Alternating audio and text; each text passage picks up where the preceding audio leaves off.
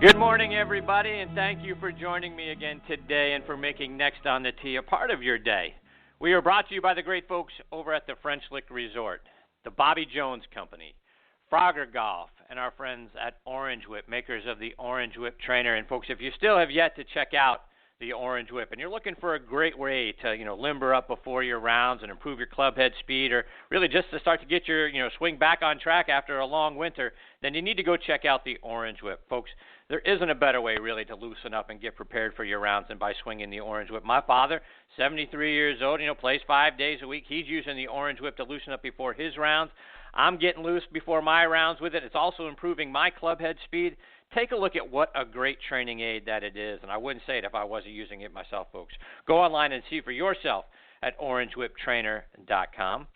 Also want to remind you about our friends over at Callaway Golf and what they have, recently coming up with, right? They started out right with the Odyssey putter, and what a great new putter it is. If you haven't checked it out and see, what the new face of that, putter looks like and how it's helping guys, roll forward with the ball, with regardless of what your swing is like, it's really getting top spin on the golf ball. You need to go check it out at odysseygolf.com. And one of the other things I want to let you know about is what a great golf ball the Chrome Soft is, folks. If you have not checked out the Chrome Soft yet for yourself, I'm using the Truvis style because, Steeler fan, right? Yellow and black, that attracted me right away.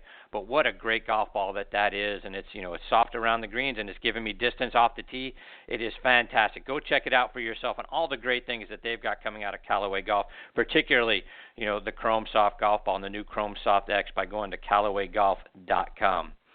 I'm your host, Chris Mascaro, and today I've got two great guests that I'm looking forward to sharing with you. First up, I'll get a visit from PGA Pro and golf course designer Bill Bergin. Bill was a top golfer, I should say, at his days at Auburn. What a great career he had at the University of Auburn. So we'll talk about that, when he joins me here in a few minutes. Plus, he's played in over 250 tournaments worldwide. He's now the owner of Bergin Golf Design. So we've got a great deal to talk about when Bill joins me here in just a few minutes.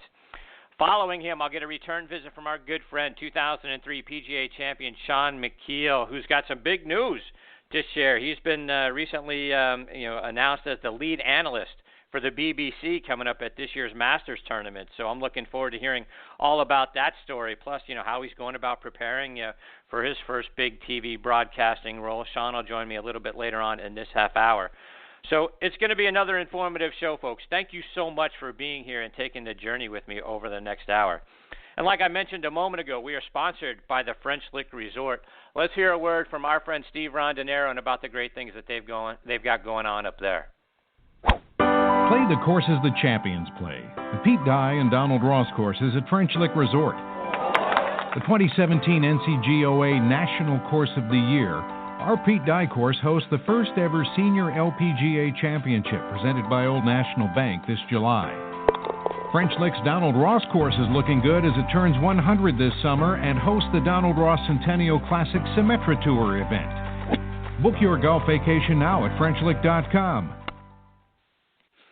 Yeah, folks, you have got to go check out all the great things they've got going on at the French Lick Resort. Go to FrenchLick.com to see for yourself how great a place it is. First of all, what a great resort they've got. And by the way, my friends, they've got a casino on the property as well. But go to FrenchLick.com to see for yourself and to book your stay. And speaking of great, if you joined us a couple of weeks ago, you heard about the meteoric rise of the Bradley Putter Company from concept, on Black Friday to one of these sensations at the PGA Merchandise Show in late January. Bradley Converse, the owner of Bradley Putters, joined me, like I say, a couple of weeks back, and we're proud to be partnering with he and his great team to help promote their unique and outstanding line of putters made from burl wood, folks. And when you think these just aren't ornamental putters, they are fantastic. People are raving about them. If you go on, bradleyputters.com, you'll see for yourself, what they look like, the different styles and shapes and colors that they have available for you, and how fantastic a line of putters they really are. Again, bradleyputters.com. And every week here on Next on the Tee, we like to kick off the show by saluting the brave men and women that are out there serving in every branch of our military who are tuning in around the world today on the Armed Forces Radio Network. We want to thank you for the daily sacrifices that you and your families are making to protect our freedoms and our liberties. We also want to thank the veterans out there for all that you and your families have done for us over the years. It's through your collective strength and efforts that our way of life continues to be possible. And folks, if you happen to see a member of our military when you're out and about in your daily lives, wherever you might be, grocery store, restaurant, airport, please stop for a moment and tell them thank you. They are our true heroes. Our sincere thanks as well to Sean Cruz and all the great folks over at the Armed Forces Radio Network. It continues to be an honor for us to have Next on the Tee as a part of your network. You can find our show by going to armedforcesradionetwork.org. I also want to send out a big thank you to our good friends over at Podbean for making Next on the Tee and our sister show on the football side, Thursday Night Tailgate, regularly featured podcast on their website and their mobile app. You can see us featured right there on their homepage and in their sports and recreation section. We really appreciate their support and what they're doing to promote our shows. It means a great deal to us. If you happen to be listening to the show as a podcast, well, we hope you're doing it via the Podbean podcast app. And on their app, you can get instant updates every time we publish a new episode. It's free. They've got great features on there that let you easily discover, listen, and even publish a podcast for yourself if you like. Whether you use an Android or an iPhone, Podbean is the app for your podcasting needs. Get that app now on the Google Play Store or the Apple App Store so you can enjoy more of the podcasts that you love. And we hope two of them are Next on the Tee and Thursday Night Tailgate. Again, podbean.com. All right, now joining me on the French Lick Resort guest line is Bill Bergin. Let me give you some more background on Bill. Played his college golf, like I mentioned a moment ago, at Auburn University and was named first-team All-SEC every year from 1978 to 1981, and he helped Auburn win the SEC championship back in 1980. He's played in over 250 professional tournaments worldwide, including 3 U.S. Opens, 2 Open Championships, and over 50 PGA Tour events. He's now the owner of Bergin Golf Designs. He's been involved in over 50 golf course design projects, highlighted by his completed designs at the club at Foxland Harbor, Old Hickory near Nashville, which was named one of Golf Week's 2009 Best New Golf Courses, Heritage Plantation in Laurel Hill, Florida, which was selected as Golf Digest's 5th Best New Public or Resort Course in the U.S. back in 2008, Chariot Run, Golf Week's number 3 Best Course you can play in Indiana, Miramichi, Justin Timberlake's eco-friendly golf course, named Golf Week's number 1 best golf course you can play in Tennessee, and Chattanooga Golf and Country Club, a Donald Ross designed course along the Tennessee River up in Chattanooga that my father raves about. And I'm excited that Bill is with me here this morning on Next on the Tee. Good morning, Bill. Thanks for joining me on the show. Good morning, Chris. My pleasure. So, Bill, I wanted to start off our conversation this morning going back to your college days. First of all, what led you to go play golf at Auburn? Well, you know, I grew up as a competitive golfer, certainly playing in the Atlanta area, and it was interesting because one of my close friends was a gentleman you know well, a guy named Bob Tway. And Bob Tway moved into our neighborhood in the Atlanta, Marietta area, and we became fast friends, and we started playing golf together every day. And, well, he set the bar. He was the best player in the state at the time, but he kind of lifted all those around him. So we played golf every day and got better and better, and he went off to Oklahoma State, and then I went and played at Auburn. And it was a great choice for me because it was a place that I ended up being able to play major college golf, great schedule, great competition, but I got to play almost every tournament for 4 years. So, you know, nothing beats being out there in competition and getting to play. So it was a great choice for me. And then years later, fortunately, they hired me to design the Auburn University Club, which is a private club, but it's where the golf teams, both men and women golf teams, play out of down at Auburn. So it's been just a fantastic place. I couldn't have picked a better spot to go to college and to continue a relationship with. And Bill, during your time there, you played against some great players at some of the other SEC schools. As I was looking at the competition, you were playing against regularly guys like, you know, Larry Rinker, Ken Green, Mark Calcavecchia. Those guys were at Florida, so they were stacked down at UF. You had Chip Beck, you know, playing here at Georgia. You had Jim Gallagher, you know, was up at Tennessee. Steve Lowry was at Alabama. All those guys at the same time. Talk about what it was like trying to compete against those guys week in and week out. Yeah, it was. See, that's what I was mentioning is we played a great schedule against great competition, and a couple other guys that you would remember with Florida State, Jeff Sluman and Paul Azinger played a lot with those guys, and they were, you know, outstanding players. Although Zinger was a funny story because when he got to Florida State, he was bad, and 2 years later he was great. You talk about a meteoric rise in ability. He just went from not a very good player at all to an exceptional golfer in about 2 years, and then continued that through his PGA Tour days. And then a guy who just continued to beat me every time I was had a chance to win a golf tournament, Jody Mudd, out of Georgia Southern, who later went on to win a Players Championship. He had my number, so anytime I had a chance to win, it seemed like Jody Mudd would always come out on top on the final day. But again, got to play great courses, great competition. University of Georgia was always one that I wanted to beat and wanted to play well against, being from Atlanta, but ended up going to Auburn. And Bill, as I look back at the 1981 SEC Championship, you guys won that golf tournament by one stroke over defending champion Tennessee, 3 over Georgia and LSU, which is awfully close in a team competition. Curious, to get your memories about that golf tournament. Well, I have great memories of that tournament. That was an exciting win for us, and it was funny because I was having a mediocre final round and was 4 over with 2 to play and birdied the last 2 holes, which was obviously decisive. But more importantly, we had a sophomore named Tim Crappel shoot 69 the last day. So between his finish and I birdied the last 2 holes, and he ended up shooting 69 the final round. You win by one shot. You think about that. With 5 players, all the shots that go on that day, it's just such a small difference. And Jim Gallagher was in that group with Tennessee, and a guy named Stuart Smith, who I played with, and it was exciting. And we still get together and put on those SEC championship rings and wear them proudly. I saw the tournament was played over in Augusta, Georgia. Where was it played? Was it played at Augusta National? No, no, but it was played at Westlake, which is a really nice golf course over there. And we ended up, I played the SEC championship there, and I played a state amateur there, and Georgia State Amateur back in 1980. That was one I let get away. I was tied for the lead with 9 holes to play, but a pretty good player named Griff Moody out of Georgia, a former Walker Cupper, and also a guy who spent some time on the PGA Tour. He ended up winning that year, and then I won the next year, 1981, up at Dalton Country Club. Jason Duffner is another famous Auburn alum. Have you had a chance to play some rounds of golf with Jason? I have not played with Jason, but I see him every year we have a fundraiser for the golf teams, and then we also work together actually on a practice facility. The golf team has a tremendous practice facility. It's a 22-acre site, full driving range with tees on both ends, but it's got an 8-acre triangular area down at the bottom where we've got 4 greens. You can work on any shot really from 200 yards or less to an actual, USGA putting surfaces with bunkers and off of any type of lie.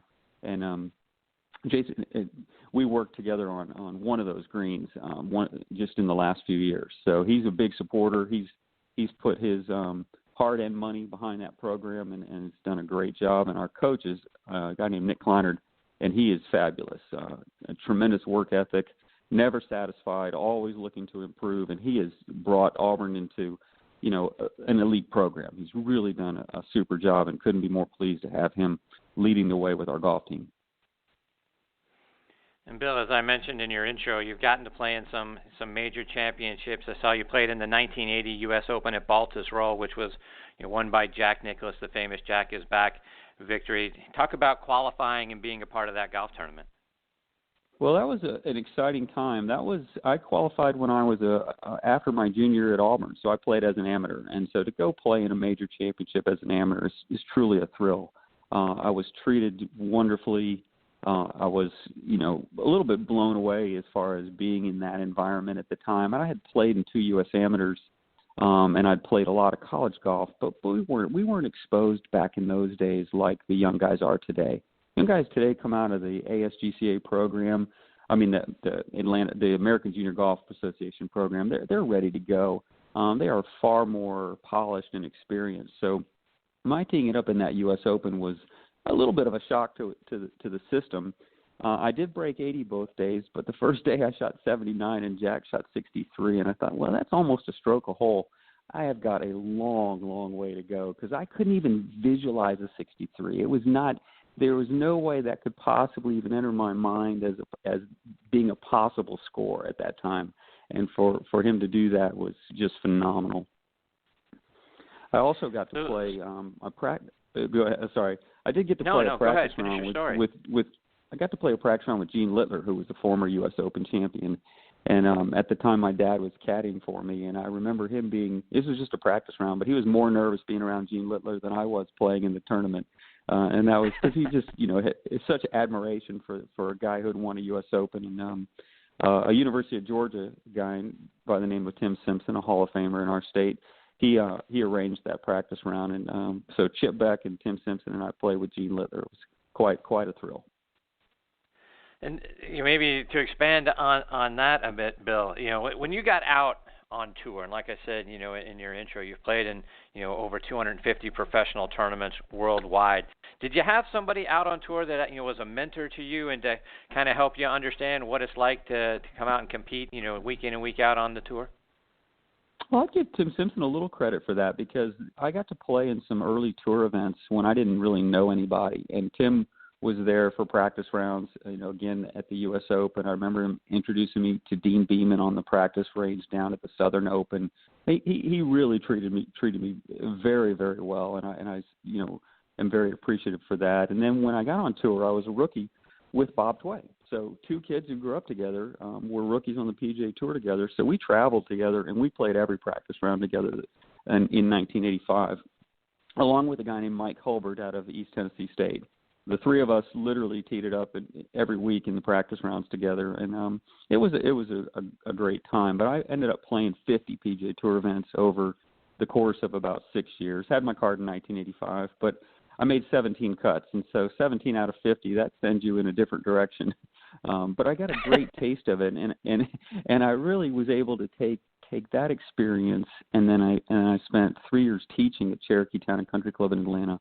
And when I combined those two experiences and then went to work for Bob Cupp, I had a great groundwork for understanding golf and design and how it affects all players. And so the teaching was absolutely every bit as important as playing professionally, yet people like to hear about the experience of playing. I played in 5 majors, and those are good stories, especially the 84 Open Championship, or as we called it in 1984, the British Open.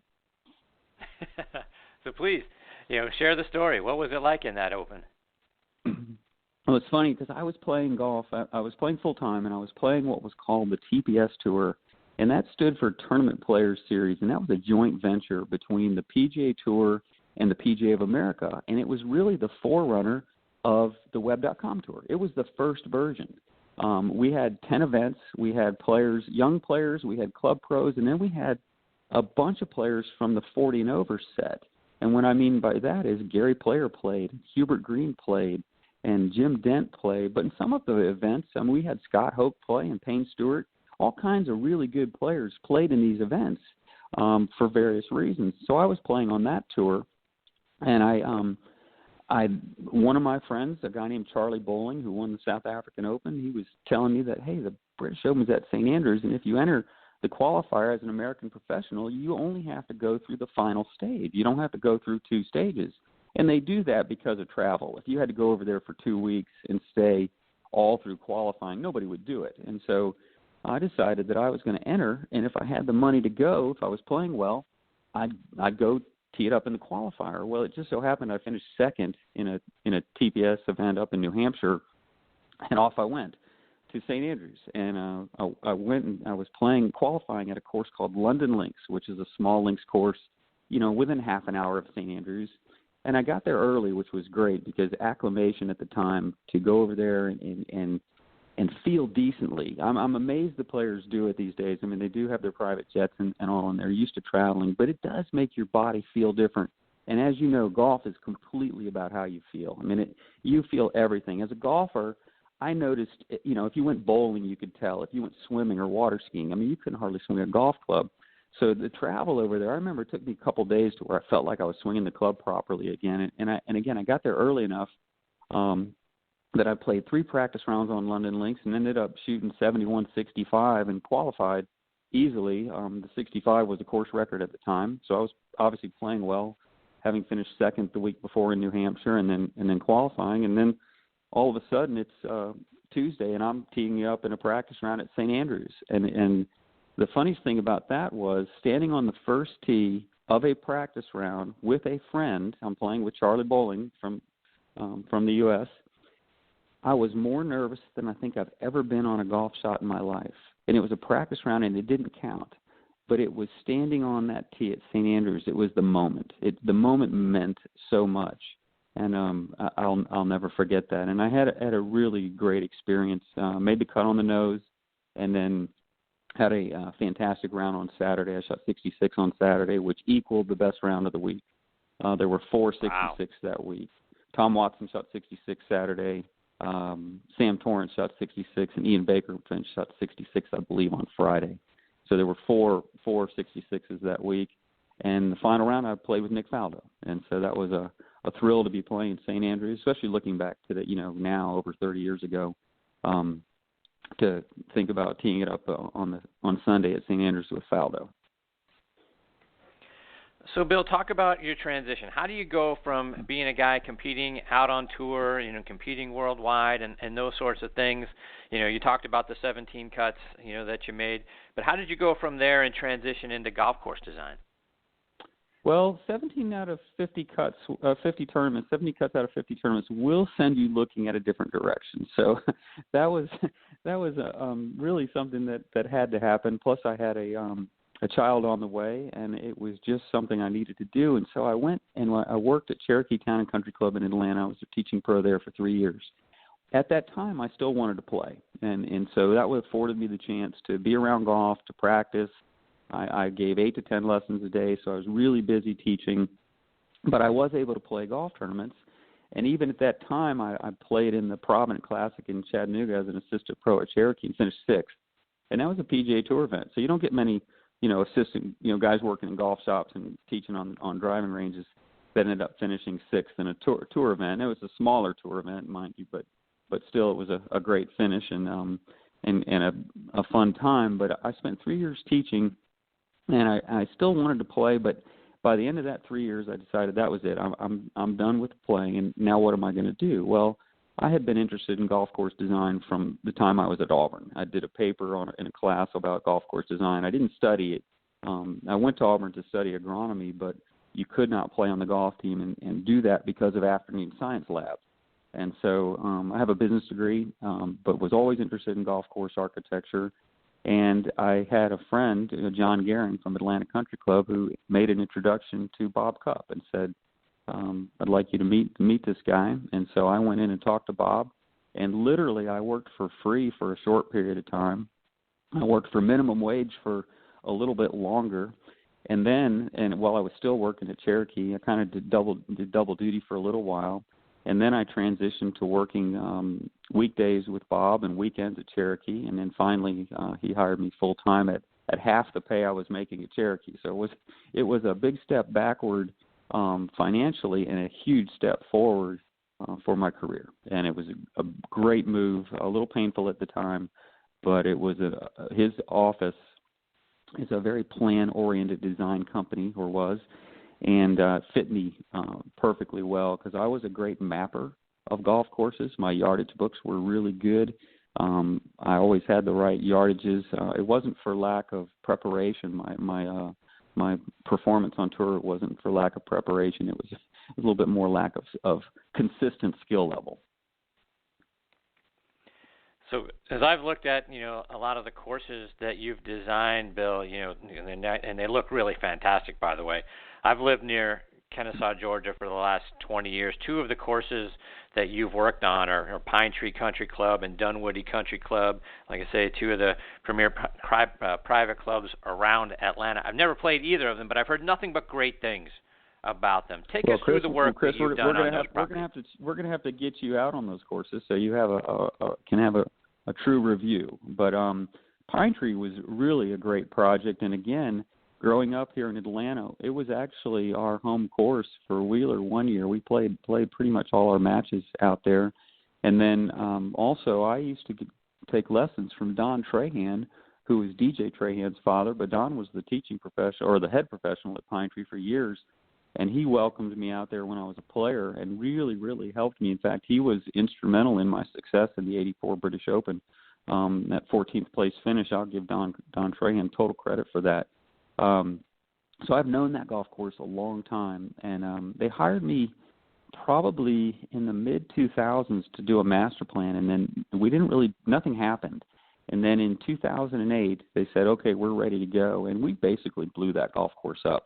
We disturbed about 55 acres of ground, which is, just to give you a context, a normal big renovation, we disturb about 30 to 35 acres. And that's a major renovation. We're really giving the golf course a facelift. Well, Pine Tree, we were even more than that. So we rebuilt every feature on that golf course, really changed the complexion of the course, but not the routing.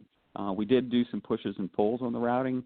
I like to take a golf course and literally, in today's world, quite honestly, sometimes we'll shorten the short holes and lengthen the long holes to get more diversity.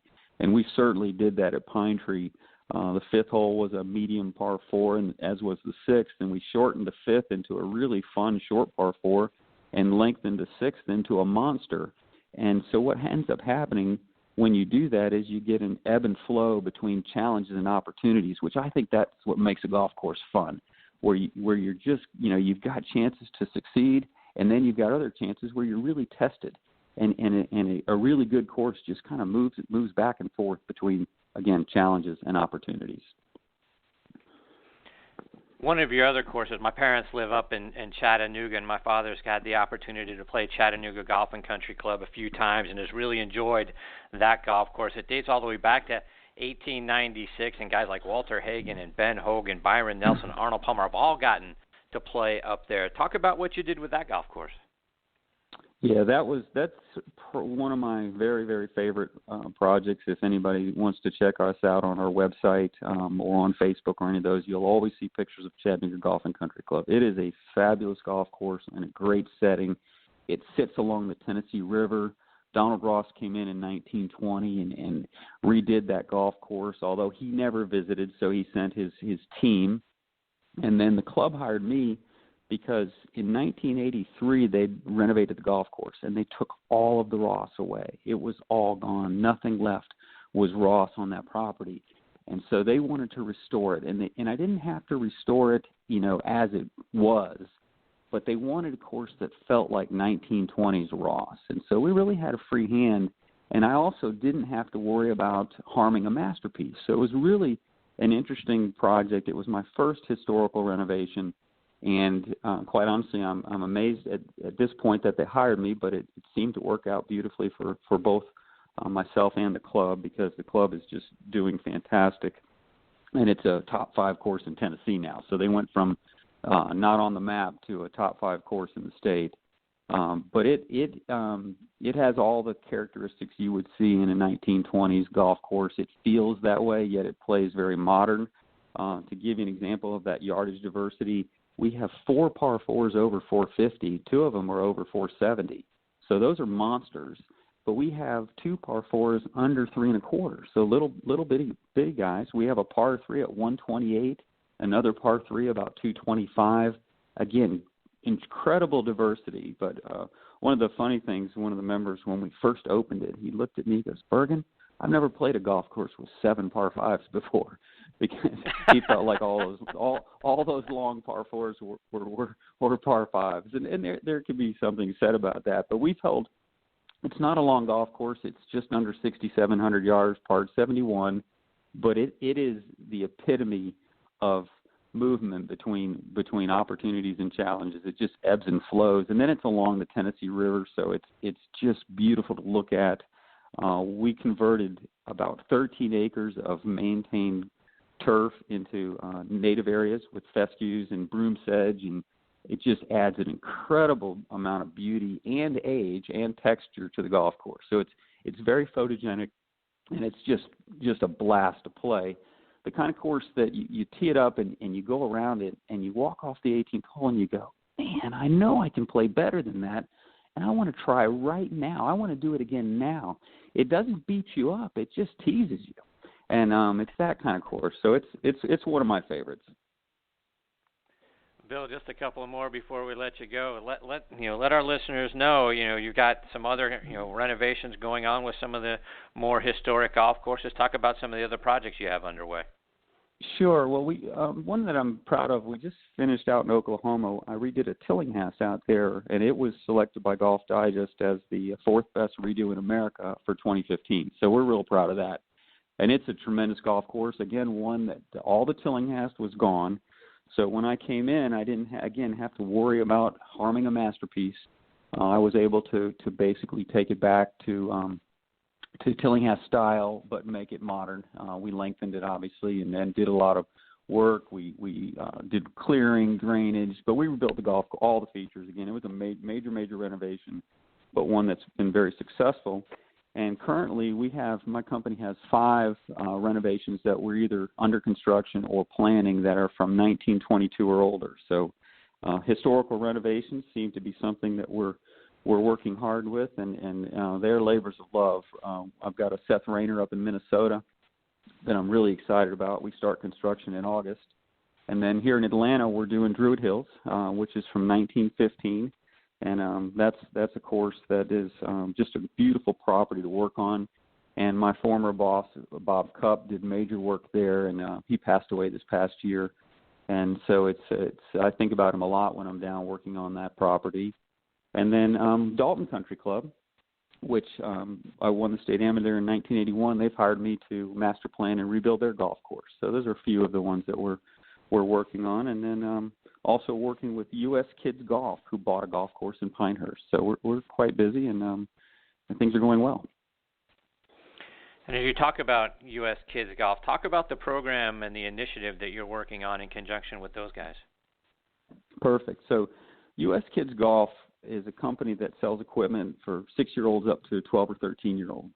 They also run 900 to 1,000 tournaments a year. And so they ended up buying a golf course in the Pinehurst area because they hold their national or international championship there every summer. So they bought a golf course, and they wanted it to be their living laboratory of the philosophies they believe in. And Dan Van Horn, the owner of U.S. Kids Golf, feels like if you achieve excellence, no matter what your age, if you achieve excellence, you should be able to shoot par. Well, if you're 6 and you should be able to shoot par, you've got to have a golf course that's scaled to fit you. Okay, if you're 10 and you should shoot par, it's a different scale than the 6-year-old. Well, when he came to me, he said, I want to set up the golf course so that this can happen. And he had done the math on it and knew kind of what he wanted. And so my job was to implement it at Longleaf. But as we were going through the process, I said, Dan, this is way more important for women and seniors than it is just for kids. It's important for everybody. But we came up with this system called the Longleaf Tee Initiative. And we start golf courses at 3,200 yards, 18 holes, 3,200 yards, and we go up at 600-yard increments, so 3,200, 3,800, 4,400, 5,000. Well, that's 4 tees that traditionally would have been, forward tees, women's tees, or senior men tees, or even further forward than that.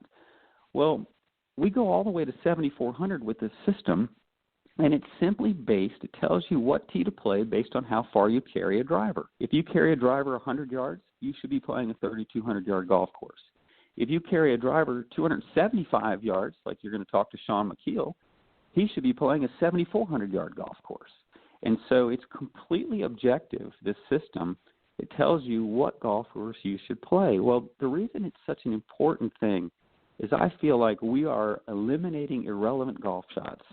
And those shots, I would say, are the in-between shots. When somebody stands on a tee and they're about to tee off, they anticipate being successful on that hole. A tee shot matters. The approach shot is your scoring shot. It also matters. But for too many golfers, especially kids, women, senior men, there are shots in between those shots that do not matter, and they hit them on every hole because the golf course is too long for them. And so this Longleaf Tee Initiative is basically eliminating those shots, and we believe it's going to make golf more fun, speed up play, players are going to shoot better scores, be less tired, all positive things, but basically have more fun and have golf shots that really matter. And it's a completely objective system. There's nothing about it that says, when you tell somebody you should play a shorter golf course, so they go, well, how far? Where should I play? Well, this tells you. again, if you fly the ball 250 yards, you should be playing about 6,800s. So it's got an answer for everyone. And the beauty of it is each tee is rated for men and for women. Okay, course rating and handicap can be developed whether you're playing at 3,200 yards and you're a male or a female, or 7,400 and you're a male or a female. It is gender neutral and completely based on how far you carry a driver. So very simple system, but one we feel like we're going to take to golf courses across America. And Longleaf is our first one. And Reese Jones is also doing it at Medina right now on one of their 3 courses. So it's going to be out there. You're going to hear more about it and see more about it. Wow, that is fantastic stuff. Good for you for putting that out in place, sort of like the Tee It Forward program. That's an outstanding idea. Hopefully we start to see that catch on everywhere because, as you mentioned, what we're trying to do, right, is make the game of golf fun for everybody and not a frustrating game and keep more people playing the game. So kudos to you guys for putting that together, Bill. Great, thanks. Yeah, and we feel like, we're going to increase our participation rate for families, and we're going to allow seniors to play golf longer and enjoy it longer. So we're very excited about it. Bill, how can our listeners stay up to date with all the great things that you're doing, either follow you online or over social media? Absolutely. Website's easy to find, Bergin Golf, www.bergingolf.com. And then I am very active on social media. We post a lot on Facebook, Instagram, and Twitter, always on our projects. If you like following golf, watching things under construction, you can really follow projects. So we have a lot of fun, post a lot of pictures, and would love to have more people pay attention, and feel free to comment. So thanks very much, Chris. Absolutely, Bill. Thank you for taking time out of your morning to be a part of the show. I hope you'll come back and keep us updated on all the great things that you're doing. It was fantastic having you today. Absolutely, and I will reach out, and we'll go play Pine Tree or Dunwoody soon. I appreciate it. Look forward to it. Take care, Bill. Thanks again. All the best to you and your family until we get the opportunity to catch up again. My pleasure. Thank you. Take care.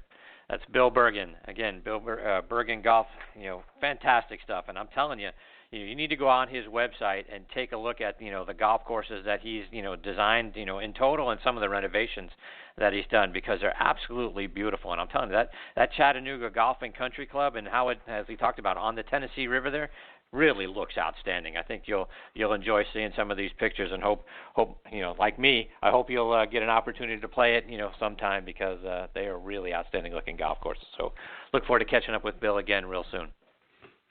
All right, before we get to my next guest, Shaun Micheel, I want to give a shout-out to our friends over at the Bobby Jones Company.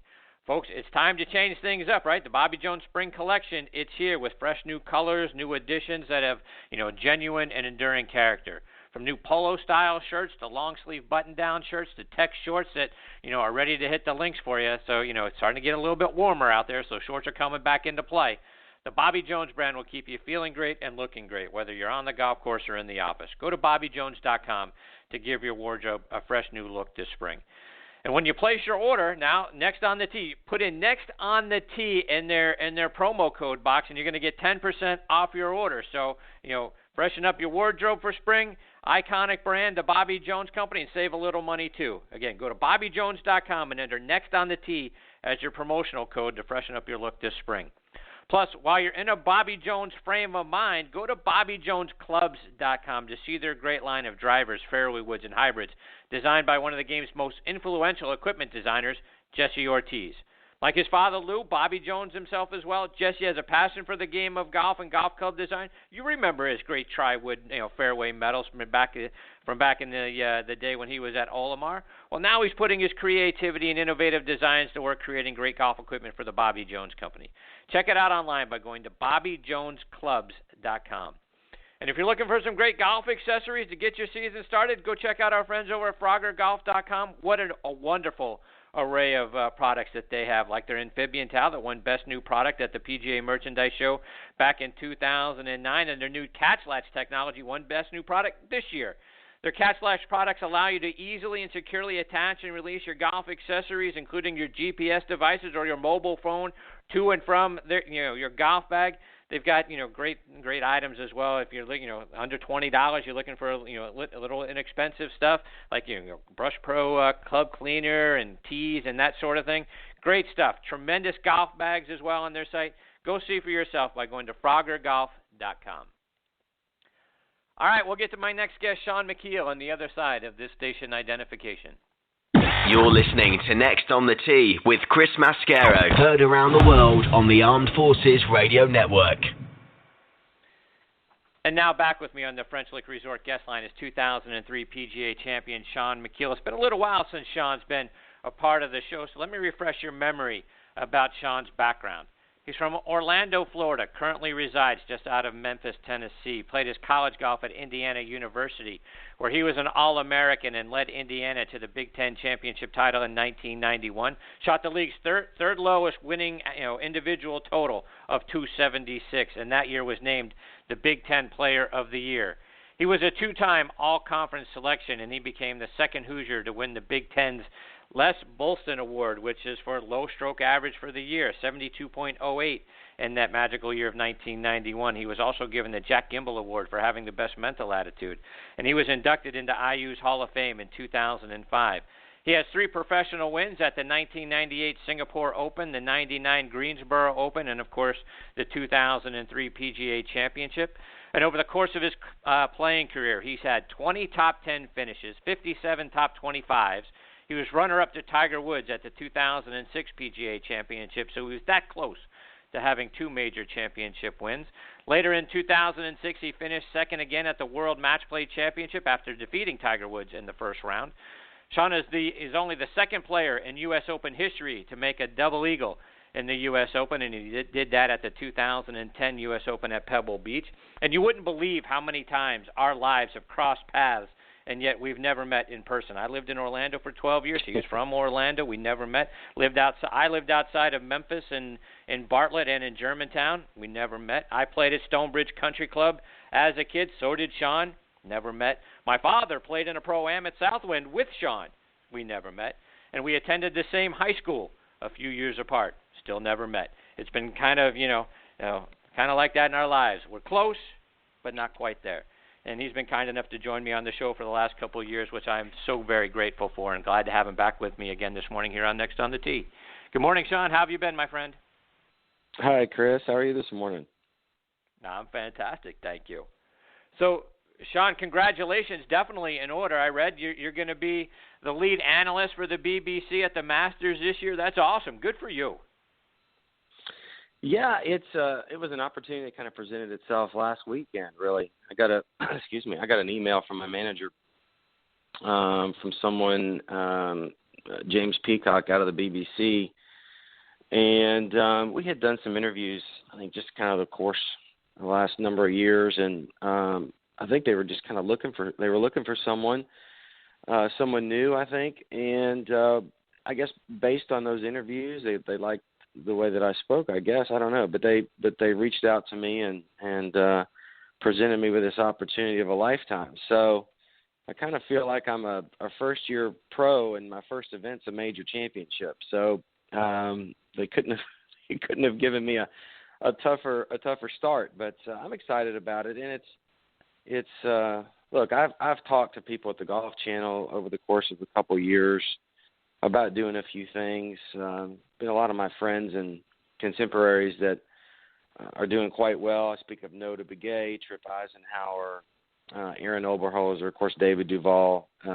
Those guys that have done so many great things on the golf course. They've done very well and made their conversion over to TV and broadcasting. And I'm not there yet. It's definitely something that intrigues me. But I'm still happy playing the game, and so for right now, that's what I'm going to continue to do. And I saw where you reached out to Memphis Grizzlies play-by-play announcer Pete Branica for advice. What did he share with you? Well, Pete and I are really good friends, and we've got to know each other several years ago, and have played quite a bit of golf. I'm with he and Brevin Knight, who's his color guy.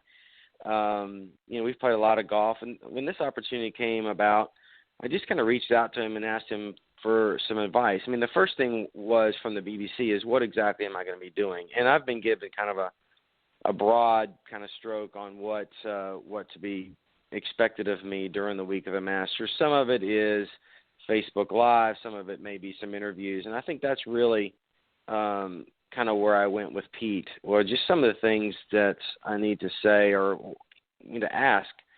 He kind of turned the tables and he said, look, think about some of the things that you've been asked over the years, some of the questions that you've answered, the way you've answered them. And a few other tidbits. He sent something to me from ESPN, basically how to conduct an interview, things to stay away from, things to kind of lead guys towards. And so I haven't really gone over it quite yet, but that's something I'll be doing in the next couple of weeks. But he's been very helpful, as have a lot of people, either through Facebook or just people that have found out about this new opportunity. I would say the biggest advice I've gotten is to, obviously be yourself. Don't get too technical. Obviously, having my experience of playing Augusta will certainly help. But I would say just kind of be yourself. And of course, as anybody that's listened to this show, and you know full well that sometimes I get a little carried away. I mean, I think we all have things that we'd like to say, and it's sometimes difficult to convey those messages in just a kind of a sound bite. So those are things that I'll be probably working on, and those are some of the things that he explained to me as well. But Pete's been a good friend. I've enjoyed speaking with him, playing golf with him, and there's a few other guys that I've reached out to also. Steve Flesh, there's a few other guys. Kurt Byram I'd like to talk to, Mark Lai, guys that have played that particular role, and I think what's fortunate for me is that it is radio, so it's BBC 5 Live, and it's a very conversational. I'm not going to be calling any shots. I don't believe it's just going to be more kind of putting the viewer in the player's kind of mind and how they're thinking about a shot, and so I'm going to kind of learn a lot more as we get a little bit closer to it. I'm certainly looking forward to kind of gaining as much knowledge about how these people operate, because it's a crew of 10. These guys have all worked together quite a bit. So I'm going to be a new addition, and so I'm going to have to really kind of keep my ears open and with an open mind, and obviously and try to learn as much as I can as quickly as I can. You talk about knowledge, right? Because the folks at Augusta National can be a little particular about how you go about describing their golf course. You got to remember, they're not spectators; they're patrons, right? The guys have gotten themselves in trouble by describing some things. Gary McCord got himself, kicked out of there several years ago for the bikini wax comment that he talked about their slick greens. Has anyone given you advice about, hey, Shaun, make sure you don't say this? I haven't yet. I mean, I think being a player, they're playing there 5 times, and have obviously watched the Masters since I was a kid. So you kind of pick up on those types of things, but not yet. I suppose that'll happen fairly quickly. But I'm not really too worried about it. I mean, I don't really have any things really to say other than the obvious. I'm not out there to try to be a comedian. I think Gary's role was definitely one to provide a lot of knowledge, because he had a lot of experience playing the game at a high level, but also as a kind of a comedic type figure. And that kind of, although I don't think anybody really found fault in it, it just was something that wasn't presented as the way that the Masters Committee wanted to be presented. So, I mean, I'll certainly look through things and try to figure out ways to describe the situation in really an honest and a fair way, and again, I mean, I'm going to be very careful. I'm assuming that now. Look, this is going to be the first time in a long time that I've actually had to work for someone. So, I'm going to have to be on my best behavior, and I look forward to it. But I think I'm ready for the challenge. Are you going to go out there and play some practice rounds to kind of, I mean, obviously you played there 5 times like you talked about, and, you had a tie for 22nd back in 2004, but are you going to go out there and play a little bit to try to, refresh your memory on, the nuances of the golf course?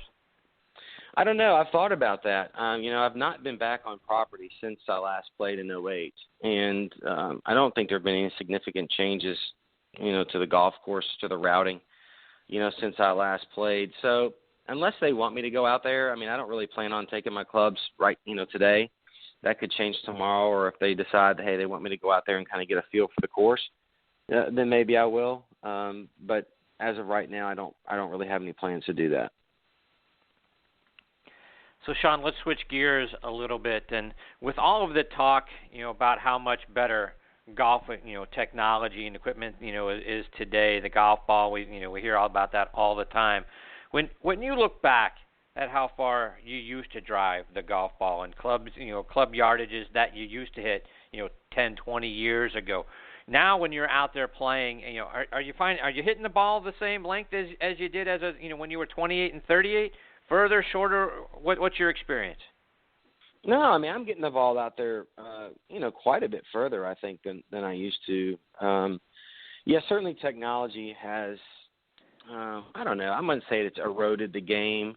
It's a different game, I'll say that. I think that when I was younger, obviously the guys were great players, but the game, it was a different game. It was a feel-based kind of rhythm game where, you tried to play within yourself. You tried to play, in control. Well, now it's basically you're teetering on the edge of out of control because these guys are swinging for numbers. The golf balls are designed, you need to get the ball up in the air, which you need speed to create the height.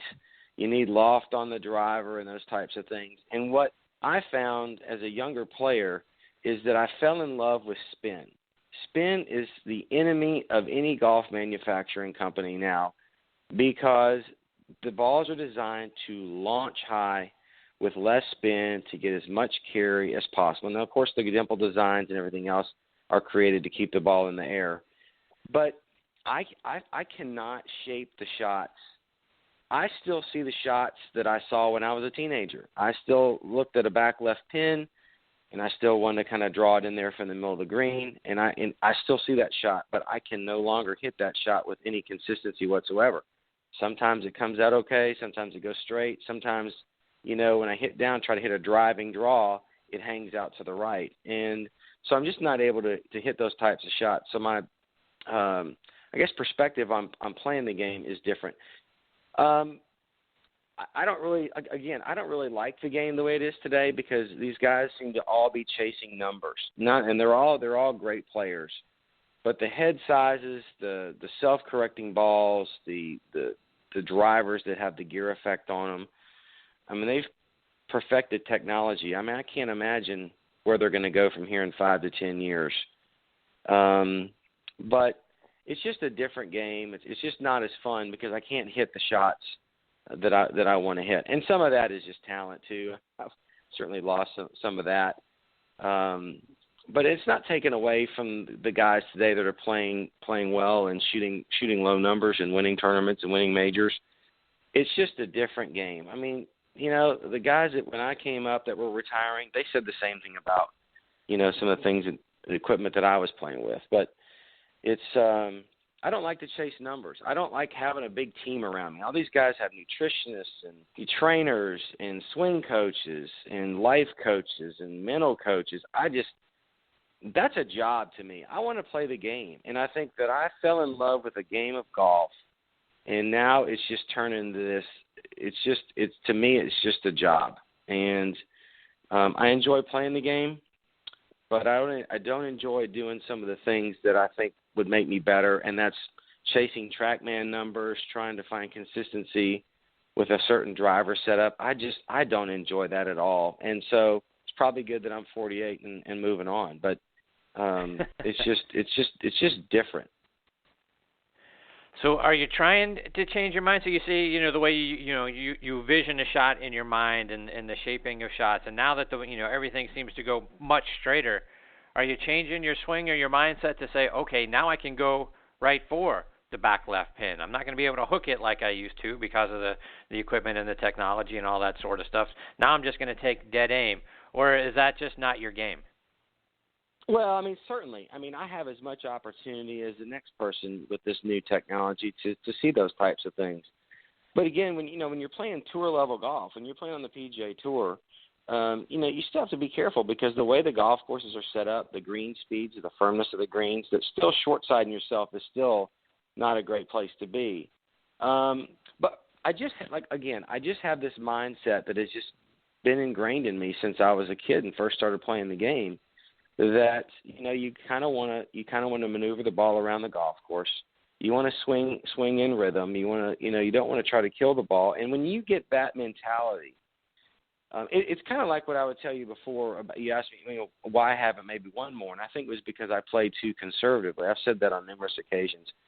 And once you get that mindset, it is hard to go the other way. It's like, Phil Mickelson got criticized a lot, until he started winning his majors, for playing too aggressively. But the bottom line was, Phil played that way on every single shot. He never was caught in between, well, do I play safe here? Do I go for it? He just said, I'm going for it. And that's the way he played the game.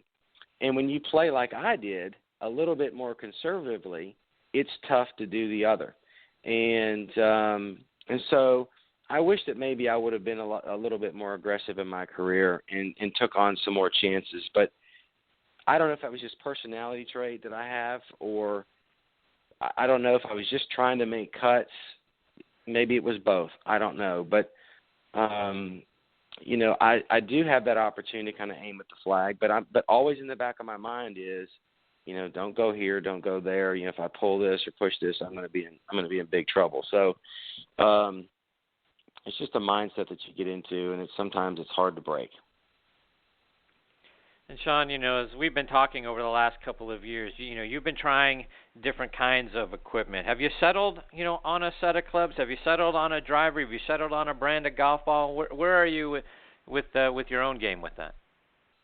Yeah, right now I'm using Callaway. I got some Callaway Apex irons in the bag, and I got a new Epic driver. And it's taken some experimentation, I think, with the Epic, because I started out the year with a 9 degree with the Kurokage shaft.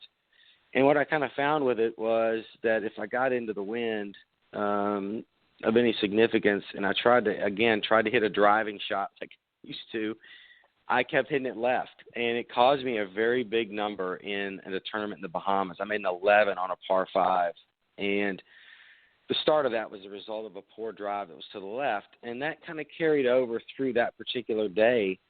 So I reached out to them, and I asked them to send me a 10.5 degree head with a different shaft, a little stiffer shaft, and so it's a Diamante whiteboard 70-gram shaft. So I've got it set up at 10. It's 10.5 loft, but I've got it in draw configuration with -1.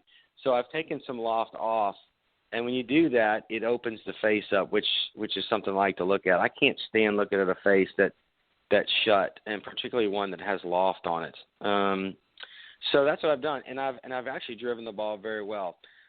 I haven't played a whole lot of tournament golf. The way the scheduling has gone on the web.com, I was a week on, I was a week off, then back on, then I was off for a couple of weeks, and I went to South America, Central America, and South America for 2 weeks, and I'm in a stretch of a month off.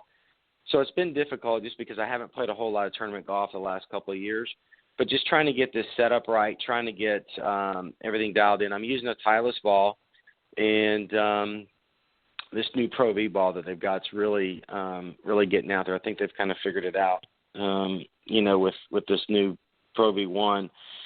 And so, the ball is going far. It's holding around the greens, but I like to tinker. And when I was playing more regularly, I didn't mess around with too many clubs. Matter of fact, I might even use a sand wedge for a year and a half with very little grooves, because it's so difficult. Once I get a club set up, particularly a wedge or something like that, the way I have it shaped and the way that it feels around the ground or feels on the ground, when you're hitting chip shots off tight lies or whatever, you feel like you have a very versatile wedge. It's hard to get rid of that, even though it's time, because no matter how good the technology is to replicate, what you're using, anytime you do any grinding, it's never going to be the same.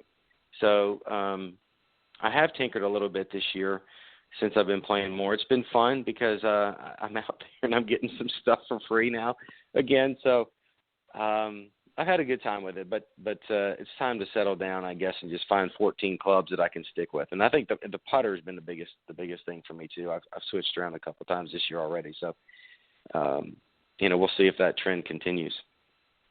Yeah, talk about the putter, because we've had a lot of conversations about putters over the years. And talk about, I know you were really enjoying some of the putters that Odyssey has out.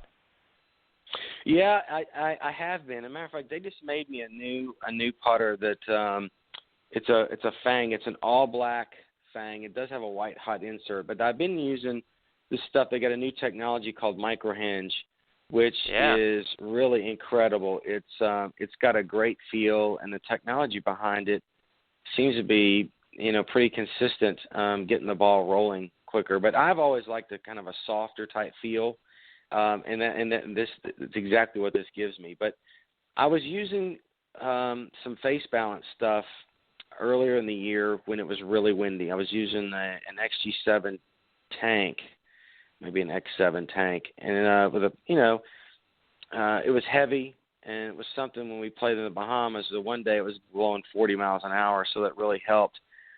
But to be honest with you, I'm not wild about face balancing, and I don't really, and I'm not a person that really likes a double bend shaft. But that's kind of what I was using, and I needed it, I think, just for the weight, because I also, I like the club face to open and close. But again, when I got into the wind, I just felt like I couldn't afford to have that rotation because I just didn't feel like I was going to be able to get the club back to square. So I've messed around with quite a few things. I mean, certainly Callaway and Odyssey have done great things with their product. They're having a great couple of years and designing some great products, and they have just about anything that you want to fit your eye or shape a stroke.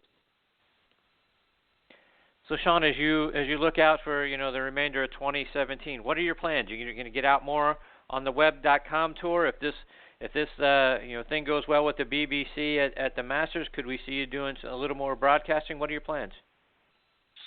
Yeah, I mean, I think so. I mean, certainly right now my goals are to continue playing on the web and try to figure out a way to get back onto the PGA Tour. I mean, last year I didn't play a lot. I mean, my father passed right before Christmas.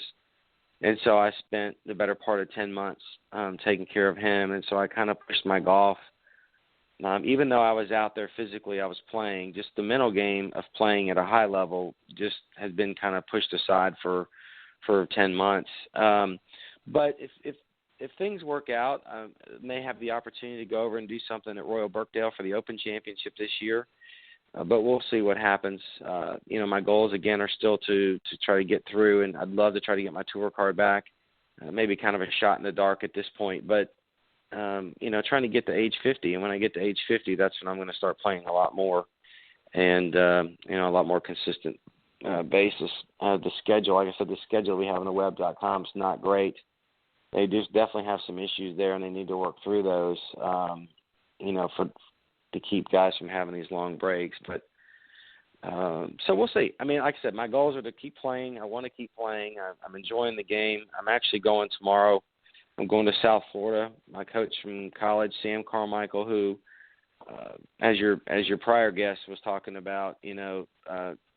Trahan, being instrumental in his, I think he did well in the British Open. I think I caught that right at the end. But, Sam was the biggest influence on my game besides my father. He's the one that really convinced me that I could play professional golf and not only play but succeed. Because at the point in college where he took over, I started my junior year, I was ready to think about becoming a pilot. Like my father, I was already licensed, and I was kind of on that track to follow my dad's lead and become a pilot for FedEx. But that all changed with Sam. And so I'm going down tomorrow. I'm going to work with him for 4 days. We're going to play Tuesday at the Medalist, and then just really work on my game because it's really off. I mean, I've got some issues in my swing that need to be resolved. One of them is hip slide. I just have too much hip slide. So I'm hoping that Sam can kind of figure this thing out and get me back on track to play more consistent golf. It's just the golf that I've played this year I was affected by the wind a lot in the Bahamas. Mentally, I wasn't there. My father had just passed. Trying to handle the estate and everything else, it just was really a lot. But I needed to play. My dad would have wanted me to play. I just had no game. I had no desire to be out there. But I felt like I needed to be there for whatever reason. I just needed to play. So I am looking forward to kind of getting back and getting on track. I've not worked with a teacher in several years. kind of got jaded with some of the advice that I've been getting, and kind of fell out of love with, working on my game, and so here we are. But I'm excited about getting down there and putting forth some good effort for the next couple of weeks. So, Shaun, remind our listeners how they can stay up to date with, what you're doing, follow you, online and over social media, and then as you, get to working with the BBC, how they might be able to check you out. Yeah, well, I'm at Shaun Micheel PGA for Twitter and Shaun Micheel on Facebook. I've been pretty quiet, but I'm hoping with this new opportunity that there's going to be some more things posted. My goals with social media a number of years ago were really to just to provide my friends and my fans just some insight into the game. And unfortunately, as I started getting online, I started playing less and less golf. So I've been more of a follower, but I enjoy reading some of these things that people are putting out there. Well, Shaun, my son and I will be on the grounds of Augusta National for the Monday practice round. If you're around, I hope we can actually finally meet in person. That would be a lot of fun. But I wish you so much success, in what you're doing there with the BBC, and then obviously with your game. We're big Shaun Micheel fans here, so we're always keeping track of what you're doing and watching you online when you're playing. Well, I appreciate that, Chris, and certainly if I'm there on Monday, which I think I will be, I probably won't shoot you a text because I'll be kicked out of the club, but I'll hook up with you. So I'll figure out a way to get a message into you. I appreciate it. Shaun, thanks for your time again this morning. Always so much fun when we get to have you as part of the show. So good luck. All the best to you and your family. Hopefully we get the opportunity to catch up again real soon. That'd be great. Thank you, Chris. Have a great one. See you. All right. Take care, Shaun. That is 2003 PGA Champion Shaun Micheel, and a better man you will not find. All right, folks, it is time for us to put a bow on this episode, but before we close up shop, we'd like to continue to remind you about our friend PGA Tour Pro Jim Estes and the great folks over at the Salute Military Golf Association and what they're doing. The Salute Military Golf Association was created to provide rehabilitative golf experiences to the brave men and women who have been wounded while serving our country. Hi, I'm Jim Estes, PGA Golf Pro and co-founder of the Salute Military Golf Association. With my adaptive golf program, we've successfully helped thousands of soldiers in their recovery, both mentally and physically. The SMGA has been providing family-inclusive golf experiences across the country since 2007. To date, the SMGA has equipped more than 1,000 warriors with properly fitted golf clubs and has extended its clinic series to more than 8 chapter and affiliate locations across the U.S. If you are a wounded veteran interested in participating, or if you'd like to learn more about the Salute Military Golf Association and find a chapter closest to you, visit our website at smga.org. We've seen firsthand how impactful golf can be in aiding one's recovery. The Salute Military Golf Association, empowering wounded veterans one fairway at a time. Visit smga.org. That's smga.org. Yeah, Jim and his crew are doing a great job with our wounded veterans. Please check them out online at the Salute Military Golf Association. You can find them at smga.org. All right, folks, my sincere thanks again to Bill Bergin and Shaun Micheel for joining me today. I hope you enjoyed the show. If you did half as much as I did, then we're doing some good things.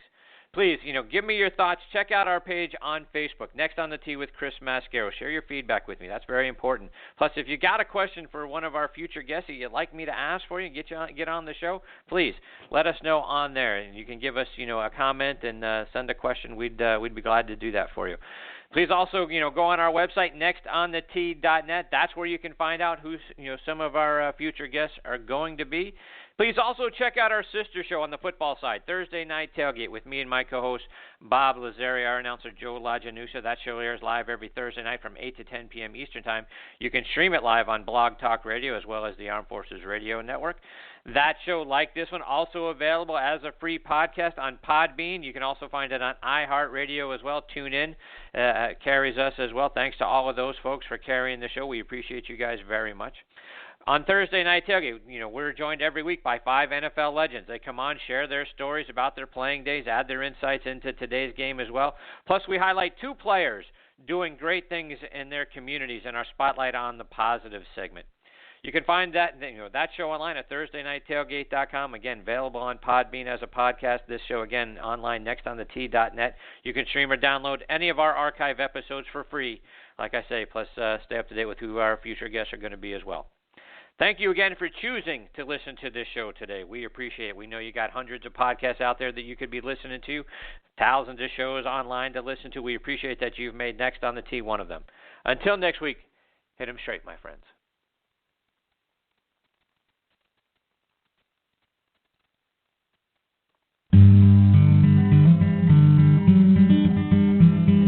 You've been listening to Next on the Tee with Chris-Mascaro, where PGA and LPGA legends, pros and top instructors, and media members go to tell their stories. Join us the same time every Saturday to hear more stories about the game we love, from the people who love sharing those stories with you. It's all about the great game of golf. It's all about the great game of golf.